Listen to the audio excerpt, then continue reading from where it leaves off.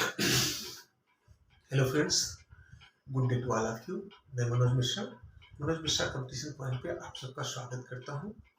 मित्रों, आज हम लोग ज्योग्राफी के एक नए टॉपिक के बारे में पढ़ेंगे। ये जानने का प्रयास करेंगे कि वास्तव में पृथ्वी की सतह पर ऊष्मा का जो वितरण होता है, टेम्परेचर का जो डिफरेंसेस पाए जाते हैं, कहीं अधिक टेम्परेचर है, कहीं कम है, किसी शहर का टेम्परेचर अधिक है, किसी शहर का कम है। जैसे हम लोग सीधे तौर पर एक उदाहरण के रूप में लें तो कहा जाता है कि मुंबई का टेम्परेचर कितना है और दिल्ली का टेम्परेचर क्यों कम या अधिक हो जाता है, लेकिन मुंबई का टेम्परेचर समान हमें दिखाई देता है। तो पृथ्वी पर ऐसे कुछ कारण हैं जिनके चलते सतह पर ऊष्मा का वितरण असमान पाया जाता है। तो हम लोग इस टॉपिक के अंतर्गत distribution of heat on earth के रूप में देखेंगे कि कैसे असमान वितरण देखा जाता है। तो सबसे पहले हम इनमें कारणों को ढूंढेंगे कि कौन कौन से ऐसे कारण हो सकते हैं, रीजंस, जिसके चलते हम लोग बात कर सकते हैं कि distribution of heat on earth is unequal, यह समान नहीं होता, अर्थात असमान होता है। तो हम लोग सबसे पहले इन कारणों के क्रम में अगर चले तो पहला हम लोग बात करते हैं अक्षांशी स्थिति। अक्षांशी स्थिति, जैसा कि हम लोगों ने पृथ्वी के लैटिट्यूड,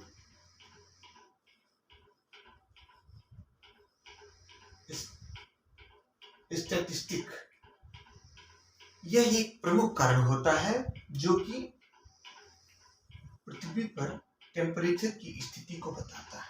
हम लोगों ने चर्चा किया था कि हमारी पृथ्वी ऐसे वृत्ताकार के रूप में है और इसके बीच से एक इक्वेटर या भूमध्य रेखा है और इसके ऊपर ये 23.5 डिग्री पे कैंकर लाइन है जिसे हम लोग कर्क रेखा कहते हैं और नीचे 23.5 डिग्री पे कैप्रिकॉर्न लाइन है। आप लोग सब जानते हैं इसको। अब हम लोग अगर बांटते हैं अक्षांशी स्थिति को लेके तो हम लोगों ने पढ़ा था कि पृथ्वी के क्षैतिज रेखाएं अक्षांश की स्थिति बनाती है, तो ये अक्षांशी स्थिति बनती है। इसी के क्रम में हम लोग अगर देखें तो 66.5 डिग्री पे एक उपध्रुवी रेखा होती है, इसलिए 66.5 डिग्री पे होती है और इस 66.5 डिग्री की रेखा पे हम लोग देखते हैं कि यहाँ ध्रुवों की स्थिति और जो भूमध्य रेखा के बीच उष्णकटिबंधीय क्षेत्र की स्थिति, दोनों के बीच की स्थिति बन पाती है। तो अब हम लोग इसमें देखें अक्षांशी विस्तार के रूप में हम लोग भूमध्य रेखा से ध्रुवों की तरफ चलेंगे दोनों तरफ, तो अक्षांशी विस्तार में 3 स्थितियां निकल के आती हैं। इस पूरी स्थिति को हम लोग ट्रॉपिकल कहते हैं, जिसे हम लोग उष्णकटिबंधीय कहते हैं, उष्णकटिबंधीय क्षेत्र कहते हैं। और इतने की स्थिति को हम लोग टेम्परेट जोन कहते हैं, टेम्परेट जोन, अर्थात हम इसे शीतोष्ण कटिबंधीय क्षेत्र कहते हैं और इसे हम लोग फ्रिजिड जोन कहते हैं, अर्थात शीत क्षेत्र कहते हैं इसे हम लोग। ऐसे ही इधर की भी स्थिति बनती है टेम्परेट की, ये जोन फ्रिजिड जोन बनता है। इस तरह यहां से यहां तक की स्थितियों में हम लोग देखे हैं 21 जून से लेकर 22 दिसंबर के बीच में सूर्य की किरणें सीधी रेखा में सीधे किरणें पड़ती हैं और यहां से यहां तक उष्णकटिबंधीय क्षेत्र कहा जाता है। उष्ण से आशय गर्म से होता है, तो यहां से यहां की स्थिति शीतोष्ण कहा जाता है। इसमें शीत और उष्ण दोनों नाम समाहित होते हैं, टेम्परेट जोन कहते हैं। और इसके ऊपर की स्थिति शीत क्षेत्र या ध्रुवीय क्षेत्र या फ्रिजिड जोन के रूप में हम लोग देखते हैं। तो ये जो डिवाइडेशन है ये अक्षांश के कारण है। अक्षांशीय विस्तार के कारण हमारी पृथ्वी पर टेम्परेचर असमान रूप से पाए जाने का एक पहला कारण हम लोगों ने समझ लिया मित्रों। अब हम लोग दूसरा कारण के रूप में देखेंगे।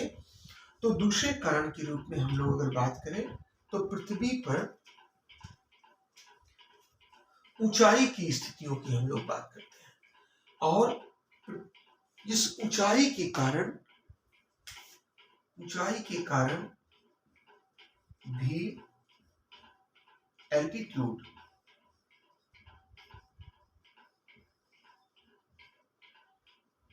ऊंचाई के कारण भी टेम्परेचर असमान हो जाता है। जैसे हम कहें पर्वतीय क्षेत्रों में जैसे जैसे हम ऊंचाई पे बढ़ते जाते हैं तो टेम्परेचर 6.5 डिग्री सेंटीग्रेड पर किलोमीटर के हिसाब से घटता जाता है। और यह टेम्परेचर घटने के कारण हम लोग देखते हैं कि मैदानों में टेम्परेचर अधिक होता है, पर्वतों पे टेम्परेचर कम होता है। ऐसी स्थितियों में कभी कभी एक परिवर्तन और देखने को मिलती है इन पर्वतीय क्षेत्रों में, जब हम लोग देखते हैं कि कैसे पर्वतीय क्षेत्रों में जो बसाव होता है लोगों का वह किसी पर्वत के ऊपरी ढाल पे होता है। यह ऊपरी ढाल पे होने का कारण ये होता है कि जो पर्वत होते हैं ये चट्टानों से निर्मित होते हैं और चट्टान जल्दी ही गर्म होता है और जल्दी ही ठंडा होता है। और इस जल्दी गर्म होने और ठंडे होने के क्रम में उसमें एनाबैटिक और कैटाबैटिक हवाएं चलने लगती हैं।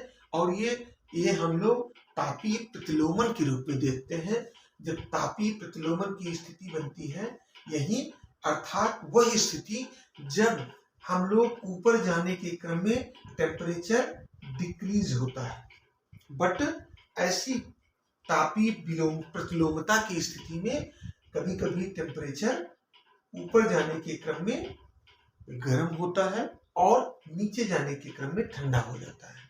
तो इसे हम लोग एनाबैटिक ऊपर जाने को हम लोग एनाबैटिक कहते हैं और नीचे आने को हम लोग कैटाबैटिक कहते हैं। यह तापीय प्रतिलोमन के कारण ऐसा होता है, नहीं तो सामान्य ताप पतन दर 6.5 डिग्री सेंटीग्रेड पर किलोमीटर होता है। ऐसा हम लोगों ने पिछली कक्षाओं में भी पढ़ा है। तो हम लोगों ने दूसरा देखा कारण कि ऊंचाई के कारण भी पृथ्वी पर तापमान का असमान वितरण होता है। ठीक है, जैसे हम लोग कहें कि विषुवत रेखा पर हीट सबसे अधिक गर्म होता है पृथ्वी, लेकिन किलिमंजारो पर्वत जो कि विषुवत रेखा पर ही स्थिति है और इस किलिमंजारो पर्वत की ऊंचाई के कारण इसका टेम्परेचर कम होता है तो भूमध्य रेखा पर उष्णकटिबंधीय के विषुवत रेखा पर होने के कारण सबसे अधिक टेम्परेचर होना चाहिए अक्षांशीय दृष्टिकोण से, बट ऐसा नहीं है।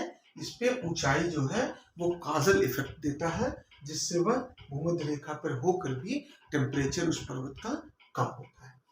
और पर्वतीय क्षेत्रों में या पठारी क्षेत्रों में ये तापीय प्रतिलोमन की स्थिति बनती है जिसके चलते एनाबैटिक और कैटाबैटिक हवाएं चलती हैं और कैटाबैटिक हवाओं के चलते घाटी में कोहरा छा जाता है और इधर एनाबैटिक हवाओं के चलते ऊपर टेम्परेचर गर्म हो जाता है। तो इसके चलते बसाव जो होता है वह पर्वत के ऊपरी ढलान पे होता है, नीचे के ढलान पे नहीं होता। ये सीधे तौर पे प्रश्न पूछ लिया जाता है। एनाबैटिक हवाएं और कैटाबैटिक हवाएं, कैटाबैटिक नीचे चलती है घाटी में और यहाँ कोहरे का रूप देती है जिससे परेशानी होती है और ये तापीय प्रतिलोमन कहलाता है। सामान्य तापमान दर 6.5 होता है। तो दूसरा हम लोगों ने कारण देखा मित्रों कि ऊंचाई के कारण भी टेम्परेचर हमें असमान वितरण के रूप में प्रदर्शित होता है पृथ्वी पर। तीसरा कारण हम अगर देखें तो उस तीसरे कारण में हम लोग बात करते हैं स्थल एवं जल का वितरण, डिस्ट्रीब्यूशन ऑफ वाटर एंड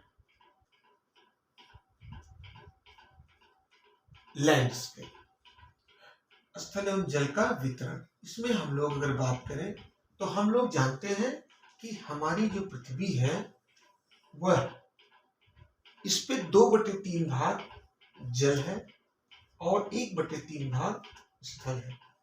और हम लोग जानते हैं जल का टेम्परेचर बहुत जल्दी ना बदलता है, ना घटता है, ना ज्यादा होता है, बहुत जल्दी नहीं होता, लेकिन स्थल का ज्यादा हो जाता है।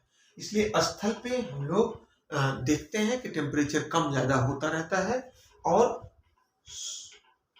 समुद्र का या जल का नहीं होता। इसके चलते भी जो असमान वितरण है, मतलब 1/3 स्थल भाग है, इसके चलते कहीं कहीं जैसे समुद्र अंदर तक चला गया है, कहीं समुद्र बाहर है। जैसे हम लोग बात करें सीधे तौर पर कि अगर हम लोग इस पे विश्व का मानचित्र बनाने का प्रयास करें तो विश्व के मानचित्र के रूप में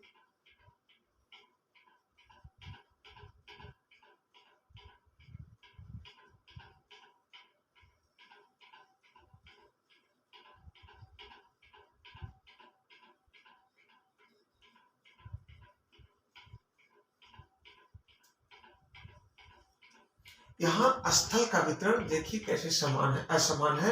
यहाँ पैसिफिक ओशन है, यहाँ अटलांटिक ओशन है, यहाँ हिंद ओशन है। इनकी ओशन घिरे होने के नाते कहीं टेम्परेचर कम, कहीं ज्यादा, ऐसी स्थितियां बनती हैं, जिससे हम लोग कह सकते हैं कि ऊष्मा का वितरण असमान होने का तीसरा कारण है स्थल और जल का असमान वितरण होना।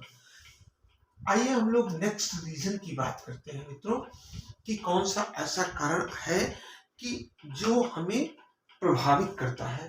तो अगला कारण है समुद्री धाराएं। समुद्री धाराओं का हम लोग अध्ययन आगे करेंगे, लेकिन यहाँ हम एक छोटे से प्रारूप में अगर देखें तो हम लोग एक छोटा सा अगर बना के देखें, विश्व का मानचित्र, तो इस विश्व के मानचित्र में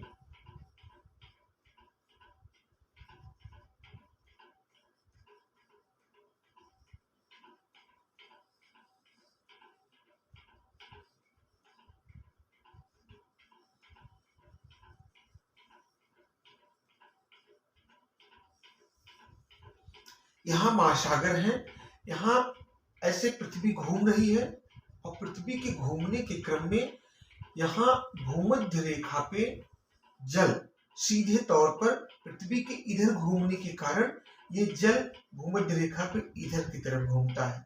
और जल का ये विपरीत चलना यह पृथ्वी के आवेग के कारण होता है और इसके चलते ध्रुवों पे इस इधर के क्रम में जो गति बनती है ये इधर को बनती है और भूमध्य रेखा से इधर जल की गति बनती है। तो ऐसे जल वितरित हो जाते हैं, ऐसे जल वितरित हो जाते हैं, इधर से चलने वाले जल ऐसे वितरित हो जाते हैं और यहाँ ऐसे वितरण हो जाता है, यहाँ से ऐसे वितरण होता है। तो हम लोग देखते हैं कि एक तरह से जलीय स्थिति या करंट के कारण, जैसे यहाँ भूमध्य रेखा पर चलने वाली इधर से होकर चलने वाली करंट या समुद्री धाराएं गर्म होती हैं और ध्रुवों के क्षेत्रों से होकर चलने वाली समुद्री धाराएं ठंडी होती हैं। जैसे हम लोग कहते हैं हम्बोल्ट धारा, बेकुला धारा और इधर पूर्वी पश्चिमी ऑस्ट्रेलियाई धारा, ये सब गर्म धाराएं हैं। इधर ब्राजील धारा और हम लोग कहें यहाँ की धाराएं जो हिंद महासागर की तरफ हैं, इन धाराओं का और इनका ठंडी धाराओं के रूप में नाम, गर्म धाराओं के रूप में नाम होता है ब्राजील धारा और ये हिंद महासागर की धारा है। तो इनके चलते भी पृथ्वी पर तापमान का वितरण असमान दिखाई देता है। आइए अब हम लोग बात करते हैं अगले कारण का मित्रों, जिसके कारण पृथ्वी पर तापमान में असमानता की स्थिति बनती है। वह है प्रचलित वायु या हम लोग कहें प्रचलित वायु। इन धाराओं का को हम लोग अलग से जब समुद्र की को पढ़ेंगे तो उसमें हम लोग अच्छे से पढ़ेंगे। अब हम लोग प्रचलित वायु की बात करते हैं। देखिए वायु 3 तरह की होती है, आप लोग समझ सकते हैं। यहाँ एक होता है ग्रही पवने, जिसे हम लोग कहते हैं प्लैनेटरी विंड्स। दूसरी होती है मानसूनी पवने, जो मौसम के अनुसार होती है। और तीसरी होती है लोकल या स्थानीय पवने।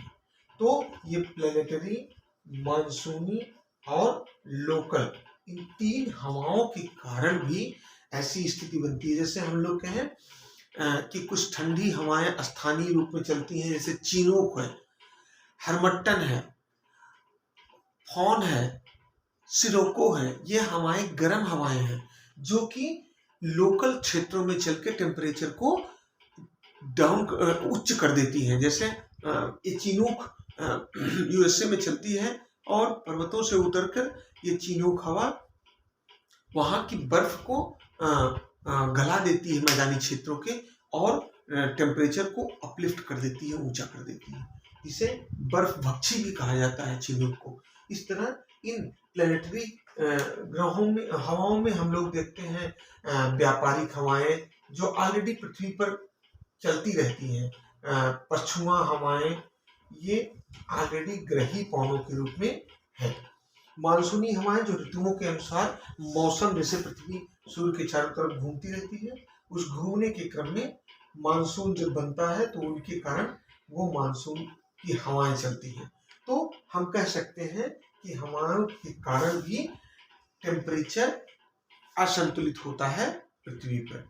इस प्रकार हम लोगों ने देखा कि एक अक्षांशीय वितरण ऊंचाई के कारण, स्थल और जल का असमान वितरण, समुद्री धाराएं, प्रचलित वायु, ये कुछ प्रमुख 5 मुख्य कारण रहे हैं जिसके कारण पृथ्वी पर सतह पर ऊष्मा का जो वितरण होता है वह अनइक्वल होता है, डिसिमिलर होता है।